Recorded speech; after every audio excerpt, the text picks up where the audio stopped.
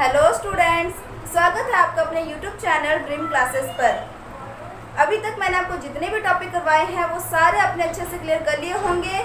जो पीछे लास्ट हिमांक में अवनमन वाला टॉपिक था वो आपका मैंने इनकम्प्लीट करवाया था, यानी मैंने उसके डेफिनेशन ही आपको समझाए थे।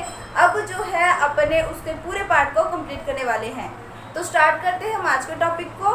तो आज का टॉपिक क्या है हमारा, हिमांक में अवनमन। मैंने आपको कहा था कि हिमांक किसे कहते हैं। हिमांक कहते हैं जब किसी भी पदार्थ का जो भी वाष्प दाब है जब वो ठोस अवस्था के बराबर हो जाता है। ठीक है, किसी भी पदार्थ का जो भी आपका दाब है, जो भी आपका वायुमंडलीय दाब है, जब वो ठोस अवस्था वाष्प दाब के बराबर हो जाता है तो उसे अपने हिमांक कहते हैं। यह मैंने आपको कल डेफिनेशन के साथ सारा ही समझा दिया था। अब देखो यहाँ पर मैंने जैसे कल आपको डेफिनेशन समझाया था, मैंने आपको क्या कहा था, मैंने कहा था कि अगर आपके पास विलायक शुद्ध अवस्था में है, मैंने आपको कहा था कि आपके पास जो विलायक है, मान लो ये आपके पास क्या है, विलायक है। अगर ये विलायक शुद्ध अवस्था में है तो इस पर जो दाब लगेगा, सतह पर पूरी तरीके से दाब लगने के कारण वो आपके क्या हो जाएंगे, आसानी से वाष्पित हो जाएंगे। लेकिन जैसे ही हम इसमें ठोस NaCl मिला देंगे तो मिलाने के बाद क्या हो जाएगा कि अब जो आपके पास विलायक है उसकी सतह पर NaCl के कण आ गए, यानी अब आपका सॉल्यूशन तैयार हो गया। और इस सॉल्यूशन के अंदर अगर अपने बात करें जब वाष्प द्वारा दाब लगेगा तो कुछ दाब तो NaCl के कण के ऊपर लगेंगे और कुछ दाब आपके द्रव के सतह पर लगेंगे। जो द्रव के सतह पर लगेंगे वो वाष्पित हो जाएंगे और जो NaCl के कण पे लगेंगे वो वाष्पित नहीं हो पाएंगे। तो वो यहाँ पर अपने कंपेयर करके बात कर सकते हैं। देखो, अगर किसी बच्चे को ऐसा लग रहा है कि मैम कुछ ज़्यादा स्पीड में बोल रहे हैं या फिर क्लैरिफाई नहीं हो रहा है, तो पीछे की जो वीडियोस है ना, लास्ट जो मैंने वीडियोस बनाए हैं इसके टॉपिक्स के एकदम बेसिक से बता रखा है, आप बहुत अच्छे से उसको समझ सकते हो। ये बार बार बता चुकी हूँ, मैं 2 से 3 बार बता चुकी हूँ, तो इसलिए मैं जस्ट ऊपर से इसको बता रही हूँ। ठीक है, तो यहाँ पर जो द्रव का सतह है, द्रव की सतह पर जितना ज़्यादा दाब लगेगा वाष्प का मान उतना ही ज़्यादा होगा, यानी वाष्पित होने वाली कणों की संख्या उतनी ज़्यादा होगी। लेकिन यहाँ पर NaCl के कण आ जाने के कारण वाष्पित होने वाली सतह मतलब जो कण होंगे उनकी संख्या कम हो जाएगी। यहाँ वाष्प दाब का मान होगा ज़्यादा, यहाँ वाष्प दाब का मान होगा कम। जहाँ वाष्प दाब ज़्यादा होंगे, वाष्पित ज़्यादा बनेंगे, उनको उबलने में कम टाइम लगेगा, यानी इनके क्वथनांक का मान क्या हो जाएगा, कम। मैं लिख देती हूँ, यहाँ पर जो आपका वाष्प दाब है इसका मान क्या है, ज़्यादा। अब वाष्प दाब का मान ज़्यादा है, वाष्पित ज़्यादा होंगे तो जो क्वथनांक का मान हो जाएगा वो क्या हो जाएगा, कम। और अगर अपने बात करें इसमें, तो इसमें वाष्प दाब का मान क्या है, कम लग रहा है इसकी तुलना में, तो क्वथनांक का मान यानी अब इसको उबलने में ज़्यादा टेम्परेचर की आवश्यकता है। अब बात चल रही है हिमांक के बारे में। देखो, हिमांक का मतलब होता है जमना। अब आपको पता है जिसको उबलने में जितना कम टाइम लगेगा उसको जमने में उतना ही ज़्यादा टाइम लगेगा। समझ आ रही है बात? तो आप देख सकते हो क्वथनांक के मान में कमी आ रही है। तो जब क्वथनांक के मान में कमी आ रही है और यहाँ पे क्वथनांक के मान में वृद्धि, यानी अब इस चीज को इसकी तुलना में उबलने में ज़्यादा टेम्परेचर की जरूरत है। अब जो उबलने में ज़्यादा टेम्परेचर लेगा जमने में क्या करेगा, कम टेम्परेचर लेगा, है ना। जो चीज़ उबलने में ज़्यादा टेम्परेचर लेगा जमने में कम टेम्परेचर लेगा, तो यहाँ पर जो आपका TF का मान है वो आपका क्या हो जाएगा, कम। समझ आ गई बात? यहाँ TF का मान क्या हो जाएगा, ज़्यादा, लेकिन विलयन के अंदर TF का मान क्या हो जाएगा, कम। तो ये सारी बातें पीछे कर चुके हैं, ज़्यादा टेंशन वाली बात नहीं है। अगर फिर भी नहीं समझ आता तो पहले वाला वीडियो देख ले। तो अब हम बात करते हैं न्यूमेरिकल क्वेश्चन के बारे में। ठीक है, तो जैसे कि मैंने आपको कहा कि जो आपके पास शुद्ध विलायक है उसके फ्रीजिंग के मान में क्या हो रही है, वृद्धि। क्यों हो रही है? क्योंकि आप में क्या कहते हैं, उसके सतह पर किसी भी प्रकार के अवाष्पशील कण नहीं है। लेकिन विलयन के अंदर क्या है, जल के साथ साथ नमक भी अब मिक्स कर दिया गया है और जल की सतह पर जो नमक के कण हैं वो क्या है, अवाष्पशील कण है जो उसे उबलने नहीं देंगे जल्दी से और जमने में हेल्प करेंगे। तो अब आप देखोगे जो विलयन का फ्रीजिंग पॉइंट है वो हो जाएगा कम, मतलब कम टेम्परेचर के अंदर ही आपका विलयन जल्दी फ्रीजिंग होगा और आपका विलायक जो है वो कम टाइम के अंदर फ्रीजिंग नहीं होगा। समझ आ गई बात है? तो अब जो इनके बीच अंतर आ रहा है, हम उसे कैसे ज्ञात करेंगे?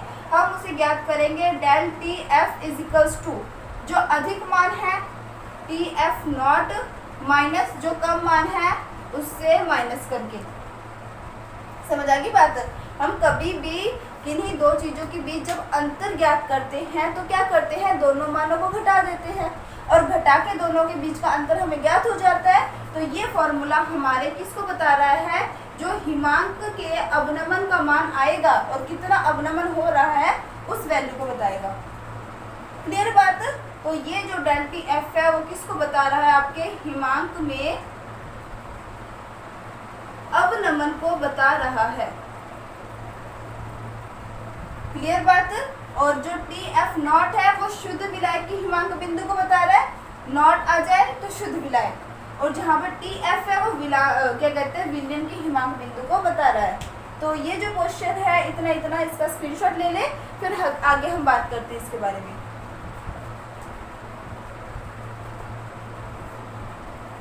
ले लिया होगा स्क्रीनशॉट आपने? तो देखो यहाँ पर मैंने आपको पीछे जो 2 पॉइंट समझाए हैं, एक तो मैंने आपको बताया वाष्प दाब में अवनमन, उसके बाद मैंने आपको बताया क्वथनांक में उन्नयन, और अब मैं आपको बता रही हूँ हिमांक में अवनमन। अब इन तीनों पॉइंट को अगर आप ध्यान से समझो तो सभी में घटना सेम ही हो रही है। शुद्ध विलायक के अंदर NaCl मिलाने के कारण वाष्प दाब में कमी आ रही है और क्वथनांक में वृद्धि हो रही है और हिमांक में कमी हो रही है। क्लियर बात? तो जो हमने डेल P का मान निकाला था स्टार्टिंग के अंदर, मैंने आपको बताया था कि डेल P जो है वो समानुपाती किसके है? x2 के। अब डेल P x2 के समानुपाती है। अगर डेल P की हम बात करें तो डेल P क्या था? वाष्प दाब में अवनमन, और जो वाष्प दाब में अवनमन है वही कारण हिमांक में अवनमन का भी है। तो यहाँ पे मैं ये लिख सकती हूँ कि डेल टी एफ समानुपाती किसके हो रहा है? x2 के। क्लियर बात है? क्योंकि दोनों बातें या दोनों कंडीशन जो है ना वो सेम ही है, बस ये वाष्प दाब की बात कर रहे हैं और ये हिमांक की बात कर रहे हैं। क्लियर? तो इन दोनों इक्वेशन को हम सेम मान सकते हैं। अब हम बात करेंगे कि x2 का मतलब क्या होता है। x2 का मतलब होता है कि विलय के मोल अंश, और विलय के मोल अंश को हम कैसे ज्ञात करते हैं? x2 बराबर क्या हो जाएगा आपका? n2 अपॉन में n1 प्लस n2। अब यहाँ पर n क्या है? n है मोलों की संख्या, और मोलों की संख्या क्या होता है आपका? भार अपॉन में अनुभार। क्लियर बात? तो n2 के लिए क्या हो जाएगा? w2 अपॉन में m2, n1 के लिए क्या हो जाएगा? w1 अपॉन में m1। तो नेक्स्ट इक्वेशन में क्या बन जाएगा? Delta F. अब ये समानुपाती का निशान है, समानुपाती का निशान हटाते हैं तो कोई ना कोई स्थिरांक आ जाता है, तो बराबर में आपका क्या आ जाएगा? यहाँ पर k, ये आ गया आपके पास x2। नेक्स्ट स्टेप में हम क्या कर देंगे? जो आपका x2 का मान है वो यहाँ पुट कर देंगे k इंटू में, अब x2 क्या था? n2 अपॉन में n1 प्लस n2, और n2 का मान क्या था आपका? w2 अपॉन में m2 अपॉन में n1 का मान क्या हो जाएगा? w1 अपॉन में m1 प्लस n2 का मान क्या हो जाएगा? w2 अपॉन में m2। क्लियर बात? अब उसके बाद मैंने आपको कहा था कि यदि विलयन अत्यंत तनु हो, तो अगर आपका विलयन अत्यंत तनु होगा तो उस टाइम विलयन तनु कब होता है? जब विलायक के अंदर विलय के मोलों की संख्या बहुत कम हो, और ये आपके पास क्या है? विलायक है, ये आपके पास क्या है? विलय है।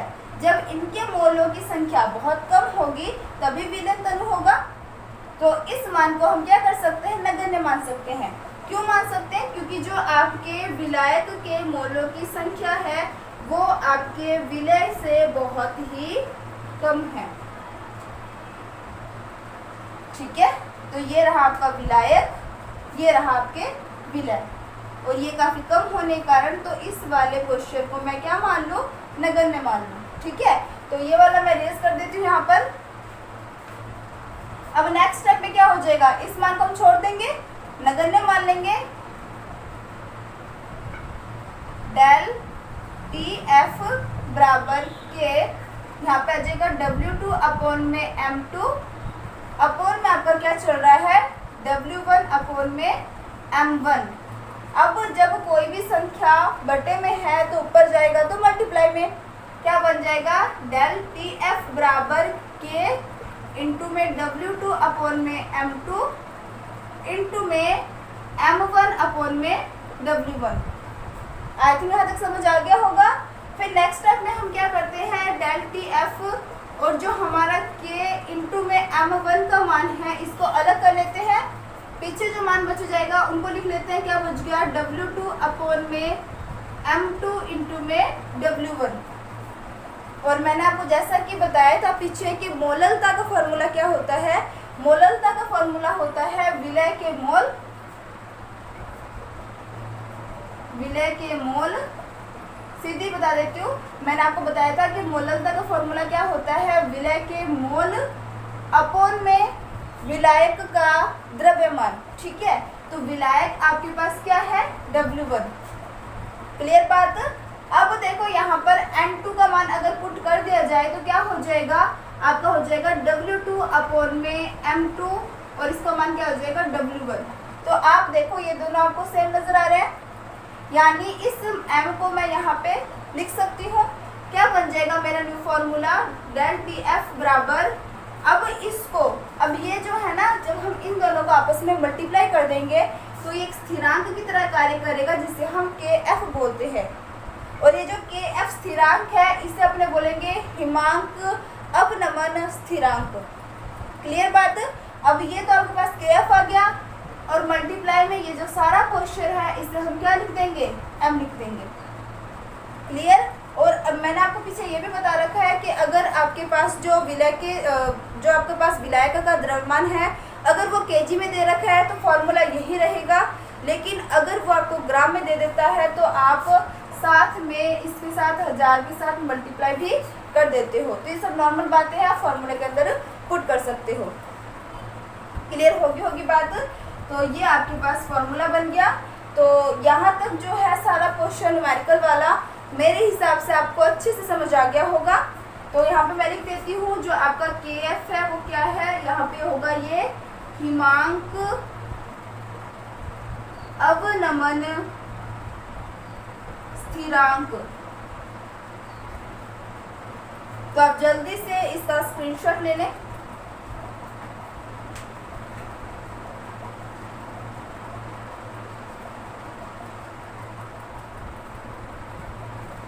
ले लिया होगा आपने स्क्रीनशॉट। इसका एक छोटा सा ग्राफ है।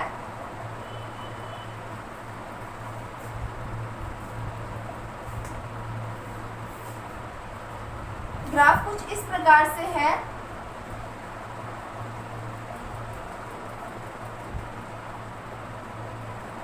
ठीक है, ये बता रहा है आपका ठोस अवस्था वाष्प दाब को। जैसे जैसे इस तरफ जाएंगे क्या बढ़ेगा ताप, जैसे जैसे ऊपर जाएंगे क्या किसको बताएगा दाब को। क्लियर बात। अब इसके अंदर क्या होगा, एक तो हम ले लेंगे इसमें कौन सा पॉइंट ले लेंगे, एक तो अपने ले लेंगे विलायक और एक अपने पॉइंट ले लेंगे विलय।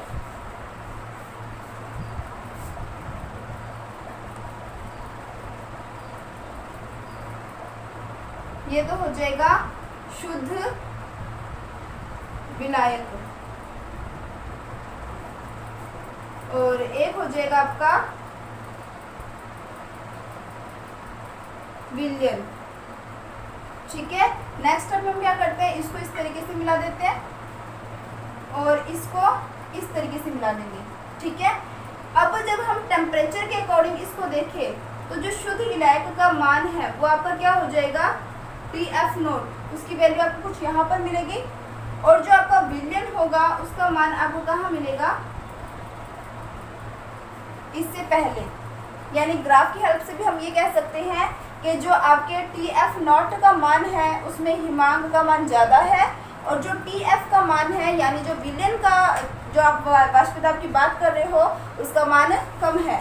और जो दोनों के बीच का अंतर है वो किसको बताता है, ये दोनों के बीच का अंतर बताता है डेल TF को। तो आप जल्दी से इसका स्क्रीनशॉट ले लें। आगे वाले टॉपिक के बारे में बात करेंगे।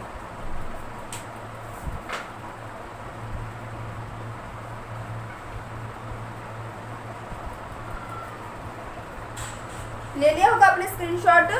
तो अब जो आपका नेक्स्ट टॉपिक है वो है परासरण दाब। नेक्स्ट टॉपिक आपके पास क्या है? परासरण दाब। तो परासरण दाब को समझने से पहले आप ये समझोगे कि परासरण किसे कहते हैं, परासरण प्रक्रिया कौन सी होती है या परासरण किसे कहते हैं। ठीक है, तो देखो एक ना प्रकृति का रूल होता है, प्रकृति का नियम होता है कि जब कोई भी चीज़ अगर किसी भी स्थान पर उच्च सांद्रता में है तो हमेशा उच्च सांद्रता से निम्न सांद्रता की ओर गति करता है। ठीक है, जैसे मान लो कि आपने अपने घर के अंदर अपने कमरे में, ठीक है, कमरे के एक कोने में आपने अगरबत्ती जला के रख दी। ठीक है, अगरबत्ती जला के रख दोगे तो आप देखोगे जहाँ पर आपने अगरबत्ती जलाई है वहाँ पर जो उसकी सुगंध है, जो उसकी खुशबू है, वो तो क्या है? उच्च सांद्रता में है, और पूरे कमरे में क्या है? निम्न सांद्रता में है। कुछ टाइम बाद आप देखोगे जो उसकी खुशबू है वो पूरे कमरे में फैल जाती है। क्यों? क्योंकि प्रकृति का नियम है उच्च सांद्रता से निम्न सांद्रता की ओर गमन, यानी जो खुशबू है वो उच्च सांद्रता से कमरे में जहाँ बिल्कुल भी खुशबू नहीं थी निम्न सांद्रता की ओर क्या कर रहा है? गमन कर रहा है। समझ आई बात? परासरण की प्रक्रिया भी ठीक इससे मिलती जुलती है। वैसे तो जो गैसों में पाई जाने वाली प्रोसेस होता है ना उसे हम विसरण कहते हैं। ठीक है, और जो द्रवों में पाए जाने वाले प्रोसेस है उसे अपने क्या बोलेंगे? परासरण बोलेंगे। तो फिलहाल आप देखो परासरण के अंदर क्या हो रहा है कि फॉर एग्जांपल समझो कि इस तरीके से आपके पास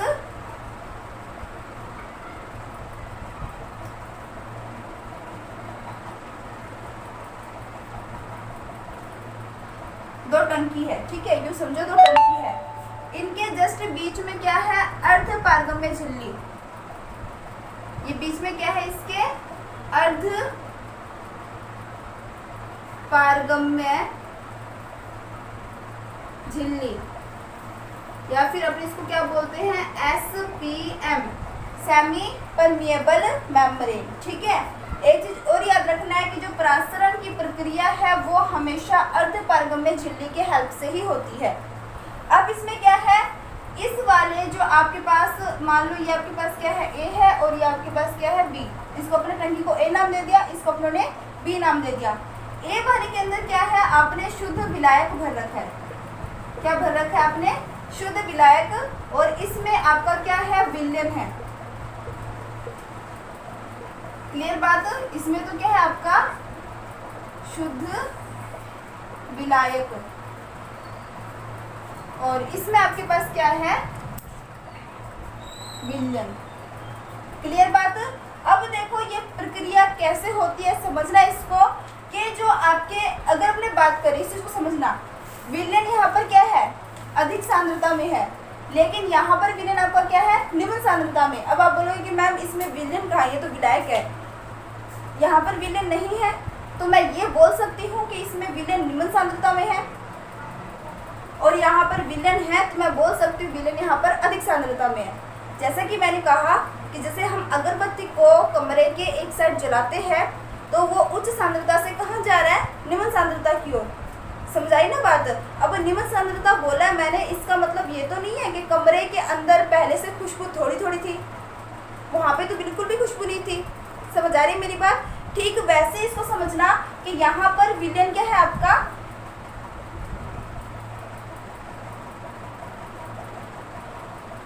निम्न सांद्रता में है। ठीक है, और यहाँ पे जो विलयन है वो आपका क्या है? उच्च सांद्रता में। ठीक है, अब इसमें क्या होता है कि जब विलयन के अणु, डेफिनेशन इसकी क्या बनती है परासरण की? जब विलयन के अणु निम्न सांद्रता से अर्ध पारगम्य झिल्ली से होते हुए उच्च सांद्रता की ओर गमन करे तो उसे अपने परासरण की प्रक्रिया कहते हैं। क्लियर बात? यहाँ पे मैं डेफिनेशन लिख देती हूँ ताकि आपको आसानी रहे। जब विलयन के अणु, या फिर अपन लिख सकते हैं विलयन के मोल, निम्न सांद्रता से अर्धपारगम्य झिल्ली से होते हुए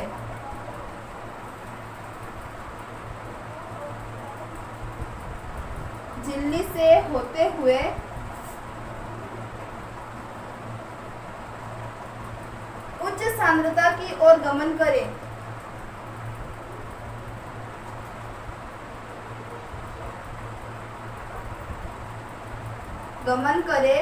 तो इस प्रक्रिया को हम परासरण की प्रक्रिया कहते हैं। ठीक है। अब कई बार क्या होता है कि बच्चे एक और डेफिनेशन पढ़ लेते हैं जिसमें ये भी होता है कि उच्च से निम्न की ओर गमन। तो वो क्या चीजें समझो। देखो, डेफिनेशन ये भी बन सकती है कि विलयन के अणु जब निम्न सांद्रता से अर्धपारगम्य झिल्ली से होते हुए उच्च सांद्रता की ओर गमन करे तो उसे हम परासरण कहते हैं। एक और डेफिनेशन क्या बन जाती है, वो बनती है कि जब विलायक उच्च सांद्रता से, विलायक क्या है आपके अब उच्च सांद्रता से, क्योंकि अब आप कंपेयर करोगे तो ये आपका शुद्ध विलायक है, यहाँ पे आपका प्रॉपर विलायक के अणु है और यहाँ पे विलायक के साथ साथ कुछ स्थान विलय के अणु भी घेर रहे हैं। तो अब ये विलयन बन चुका है। तो यहाँ पर विलायक की सांद्रता इसके मुकाबले क्या है, उच्च, और यहाँ पर विलायक की सांद्रता क्या है, इसके मुकाबले कम।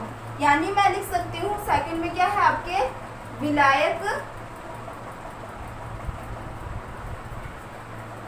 की निम्न सांद्रता। तो एक डेफिनेशन जो है आपकी एक और बन जाती है कि जब विलायक के मॉलिक्यूल्स या विलायक के मोल या विलायक के अणु उच्च सांद्रता से अर्धपारगम्य झिल्ली से होते हुए निम्न सांद्रता की ओर गमन करते हैं तो उसे हम परासरण कहते हैं। दोनों बात सेम ही है, लेकिन जब आप विलयन वर्ड यूज करोगे तब आप निम्न सांद्रता से उच्च सांद्रता की ओर गमन करवाओगे, और जब आप विलायक लोगे तो आप उच्च सांद्रता से निम्न सांद्रता की ओर गमन कराओगे। समझ आ गई बात। यानी एक और डेफिनेशन जो है आपकी ये बन जाती है, विलायक के अणु उच्च सांद्रता से अर्धपारगम्य झिल्ली से होते हुए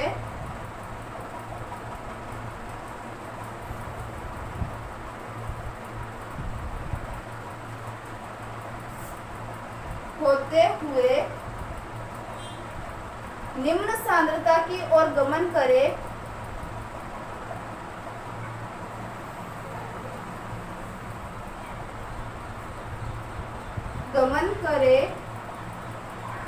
तो इस प्रक्रिया को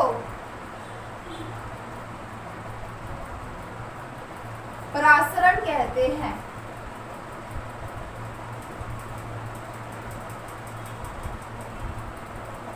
क्लियर बात। तो मेरे हिसाब से परासरण किसे कहते हैं ये आपको अच्छे से क्लियर हो गया होगा। और ये जो अर्धपारगम्य झिल्ली है, अब ये भी आप सुन ले कि ये जो अर्धपारगम्य झिल्ली होता है ना, इसको हम क्यों लगाते हैं, क्योंकि बिना अर्धपारगम्य झिल्ली के ना हम इस प्रोसेस को कर ही नहीं सकते। अब आप पूछोगे कि मैम अर्धपारगम्य झिल्ली में ऐसा क्या होता है कि हम बिना अर्धपारगम्य झिल्ली से परासरण की प्रक्रिया करवा ही नहीं सकते। तो सुनो, जो अर्धपारगम्य झिल्ली है ना, वो क्या करता है, आपको पता होगा कि जो विलायक के कण होते हैं ना, उनका आकार छोटा होता है विलय की तुलना में। अगर आपको नहीं समझ आ रहा तो जैसे मान लो आप एक गिलास पानी के अंदर जब नमक घोलते हो तो आपको पानी के एक एक कण दिखाई देते हैं, नहीं दिखाई देते, लेकिन नमक के एक एक कण दिखाई देते हैं, बिल्कुल दिखाई देते हैं।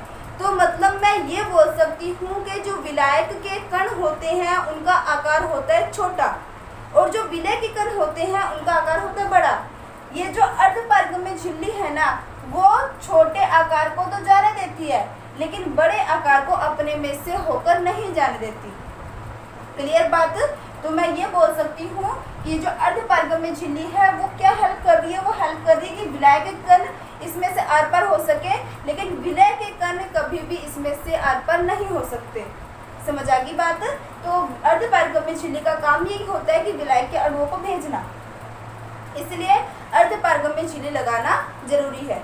और ये जो अर्धपारगम्य झिल्ली है ये आपके जांतव्य भी होते हैं, ये आपके वनस्पति भी होते हैं और कृत्रिम रूप से भी इसका निर्माण किया जाता है।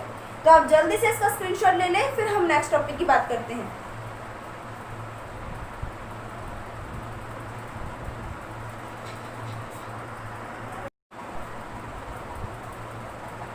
ले ली होगा आपने अभी तक स्क्रीनशॉट। तो अब जो है, अब हम बात करेंगे कि परासरण दाब किसे कहते हैं। ठीक है, तो परासरण दाब किसे कहते हैं यहीं पे समझ लो। देखो आपको पता है परासरण की प्रक्रिया अपने आप चलती रहेगी। परासरण की प्रक्रिया जो है ये तो प्रकृति का नियम ही है कि भाई ये विलयन जो है निम्न सांद्रता से उच्च सांद्रता की ओर गमन करेगा, या फिर विलायक जो है वो उच्च सांद्रता से निम्न सांद्रता की ओर गमन करेगा। अब परासरण दाब क्या चीज है? परासरण दाब क्या होता है कि जब परासरण की प्रक्रिया चल रही होती है तो परासरण की प्रक्रिया को रोकने के लिए जो दाब लगाया जाता है, क्या कहा मैंने आपको? परासरण की प्रक्रिया को रोकने के लिए जो दाब लगाया जाता है उसी दाब को हम क्या कहते हैं? परासरण दाब कहते हैं। क्लियर होगी बात? तो मैं जल्दी से इसको लिख देती हूँ यहाँ पर। यहाँ तक ये तो आपने लिख लिया होगा।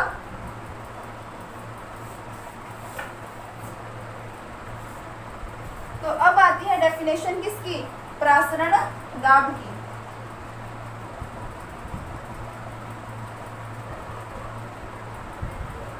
तो परासरण दाब क्या होगा कि परासरण की प्रक्रिया को रोकने हेतु लगाया गया अतिरिक्त दाब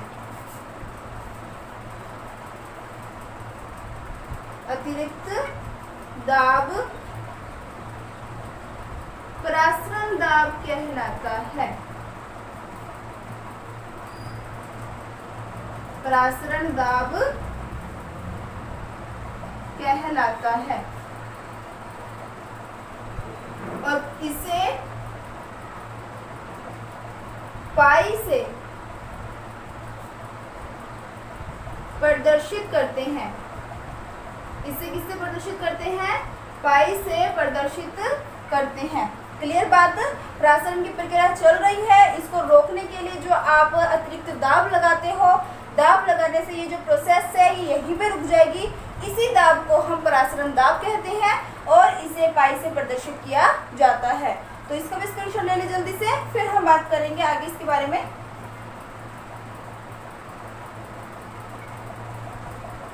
ले लिया होगा आपने स्क्रीनशॉट।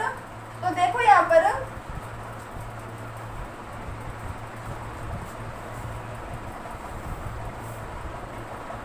अभी मैंने आपको कहा कि जो परासरण दाब है उसको किससे शो कर रहे हैं? उसे शो करते हैं हम पाई से। ठीक है, अब ये जो पाई है वो समानुपाती होता है सी के, यानी सांद्रता के, और एक पाई समानुपाती होता है टी के। अब देखो पाई सी के समानुपाती और टी के समानुपाती कैसे हुआ, समझ रहे हैं इस चीज को। देखो सी का मतलब क्या होता है? सांद्रता। सांद्रता की अगर हम बात करें कि अगर मान लो जो आपका विलयन है, अगर ये जितना ज़्यादा सांद्र होगा विलायक के कण उतने ही ज़्यादा यहाँ जाएंगे उसको तनु करने के लिए। समझ आ रही है मेरी बात? जैसे मान लो परासरण दाब किसे कहते हैं ये तो आपको पता लग गया। ठीक है, अब बात आती है कि परासरण दाब जो है वो कब कब बढ़ता है। ऐसी कौन कौन सी घटनाएं होती है जब परासरण दाब का मान बढ़ाना पड़ता है? तो पहली बात तो ये है कि जैसे जैसे सांद्रता का मान बढ़ेगा परासरण दाब का मान बढ़ेगा, और दूसरी कंडीशन ये है कि जैसे जैसे टेम्परेचर का मान बढ़ेगा परासरण दाब का मान बढ़ेगा। अब कैसे, तो समझो इसको। देखो आपको पता है ये विलयन है और यहाँ पर अपने क्या ले रहे हैं? विलायक लेके चल रहे हैं। यहाँ पे अपने क्या लेके चल रहे हैं? विलायक लेके चल रहे हैं। अब विलयन जितना ज्यादा सांद्र होगा विलायक के अणु उतने ही ज्यादा इस तरफ आएंगे, उतने ज्यादा परासरण की प्रक्रिया होगी। परासरण की प्रक्रिया जितनी ज्यादा होगी परासरण दाब उतना ही ज्यादा लगाना पड़ेगा परासरण की प्रक्रिया को रोकने के लिए। समझ आई बात? तो मैं बोल सकती हूँ परासरण दाब किसके समानुपाती है? सांद्रता के समानुपाती है। सेकंड कंडीशन है कि जैसे जैसे आप टेम्परेचर को बढ़ाओगे टेम्परेचर बढ़ाने से मॉलिक्यूल्स जो होते हैं उतनी फास्ट मूव करते हैं परासरण की प्रक्रिया उतनी तेजी से होगी, और जितनी तेजी से परासरण की प्रक्रिया होगी उतनी ही ज़्यादा हमें दाब लगानी पड़ेगी। किसके लिए? परासरण की प्रक्रिया को रोकने के लिए। समझ आ गई बात? तो सेकंड कंडीशन कहता है कि जैसे जैसे टेम्परेचर बढ़ाओगे वैसे वैसे परासरण दाब का मान भी बढ़ता जाएगा। तो इक्वेशन फर्स्ट व सेकंड से आपका क्या बन जाएगा? इक्वेशन फर्स्ट व सेकंड से क्या बन जाएगा? पाई समानुपाती सी टी। क्लियर बात? अब कभी भी समानुपाती व्युत्क्रमानुपाती का निशान हटाएंगे तो कोई ना कोई स्थिरांक आ जाएगा। तो यहाँ पर आ जाएगा अपना पाई सी आर टी। ये जो आर है वो क्या है? आपका स्थिरांक है। क्लियर बात? आर क्या है आपका? यहाँ पर स्थिरांक है। तो ये आपके पास बन जाता है पाई इज इक्वल्स टू किसके बराबर होता है? सी आर टी के बराबर होता है। और जो आर का मान होता है वो भी मैं आपको लिख देती हूँ। कितना होता है यहाँ पर? एक तो इसका मान होता है 0.083। 2 मिनट रुके।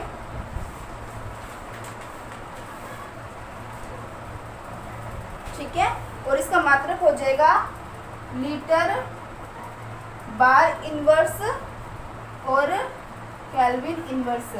और एक आर का मान एक और होता है जो है आपका 0.0821। दोनों ही क्या है? आर के मान है, नियतांक ही है दोनों। ठीक है, तो इसका जो मात्रक है वो भी मैं लिख देती हूँ लीटर और एटमॉस्फेरिक। मैं भी लिख देती हूँ एटमॉस्फेरिक। ठीक है, तो ये दोनों ही आर के वैल्यू है। तो परासरण किसे कहते हैं? परासरण दाब किसे कहते हैं? आपको समझ आ गया होगा। अब जो हमारा नेक्स्ट टॉपिक है, स्क्रीनशॉट ले लें आप जल्दी से। अब जो हमारा नेक्स्ट टॉपिक है वो है प्रतिलोम परासरण। हम समझेंगे क्या चीज़ है।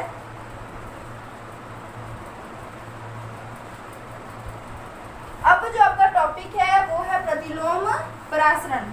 अब देखो प्रतिलोम परासरण क्या चीज़ है। प्रतिलोम परासरण क्या होता है कि जब परासरण दाब आप आवश्यकता से अधिक लगा दोगे। क्या करोगे? जब परासरण दाब आप आवश्यकता से अधिक लगा दोगे तो देखो, पहले तो परासरण की प्रक्रिया इस दिशा से इस दिशा हो रही थी। ठीक है, परासरण दाब लगाया तो प्रोसेस रुक गया। और अगर परासरण दाब आपने आवश्यकता से ज़्यादा लगा दिया ना तो ये जो प्रोसेस है वो अब अपोजिट डायरेक्शन में हो जाएगा। समझ आ गई बात? परासरण प्रतिलोम परासरण किसे कहते हैं?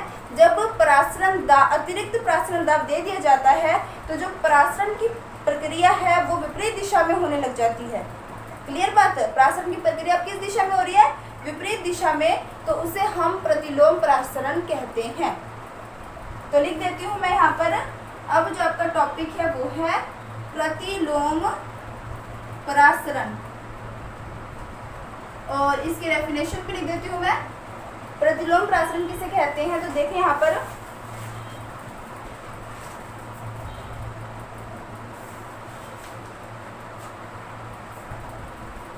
यदि विलयन पर परासरण दाब से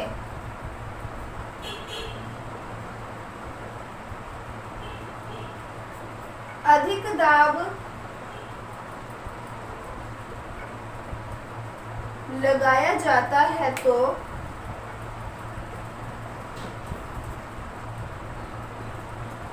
परासरण की प्रक्रिया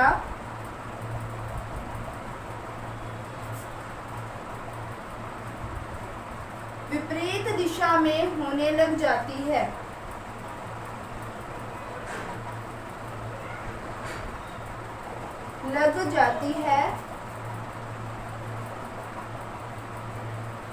जिसे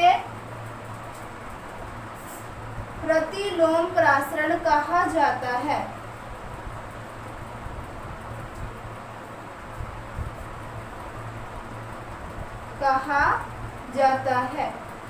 अब देखो, अब बात आती है कि प्रतिलोम परासरण की जरूरत क्यों पड़ी।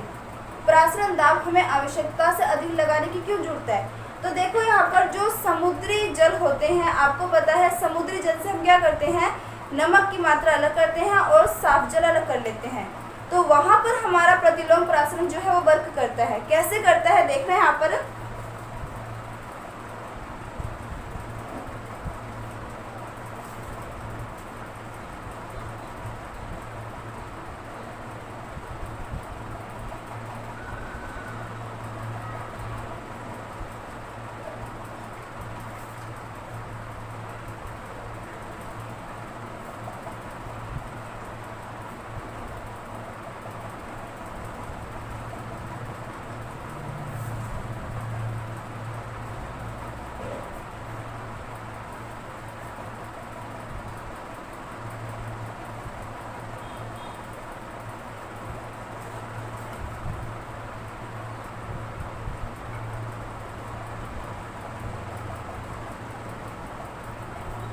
देखो इसके अंदर क्या प्रोसेस होता है कि आपका जब प्रासरण दाब आवश्यकता से अधिक लगा दोगे तो प्रतिलोम प्रासरण की प्रक्रिया होगी, यानी जो डायरेक्शन है वो अब ये हो जाएगा। तो इसमें क्या होता है कि यहाँ पर क्या डाला जाता है, जो आपका जल है वो यहाँ से डाला जाता है, जो आप समुद्री जल की बात कर रहे हो ना वो यहाँ से डाला जाता है, ठीक है। अब वो समुद्री जल आप यहाँ से डालोगे तो यहाँ पर आपके पास क्या है, पूरी तरीके से समुद्री जल है। अब यहाँ पर आप लगा दोगे अर्धपारगम्य झिल्ली। आपने यहाँ पर क्या लगा दिया, SPM सेमी परमिएबल मेम्ब्रेन या अर्धपारगम्य झिल्ली। अब अर्धपारगम्य झिल्ली क्या करेगा, जो विलायक के कण है उसको तो इधर भेज देगा, लेकिन जो विलय के कण है उसको यहीं पे रोक देगा। यानी समुद्री जल के अंदर जो शुद्ध जल होगा जिसे हम अपने काम में ले सकते हैं वो तो एकत्रित हो जाएंगे इसमें, लेकिन जो नमक के कण है वो इसी में रह जाते हैं। क्लियर बात। और जो आपका साफ जल आपने इकट्ठा कर लिया उसको आप क्या कर लोगे, यहाँ से एकत्रित कर लिया जाता है किसी भी पात्र में। समझ आ गई बात। तो प्रतिलोम प्रासरण का यूज कहाँ पर होता है, तो समुद्री जल के स्वच्छीकरण के लिए प्रतिलोम प्रासरण का उपयोग किया जाता है। क्लियर बात। तो ये तो था आपका प्रतिलोम प्रासरण वाला टॉपिक।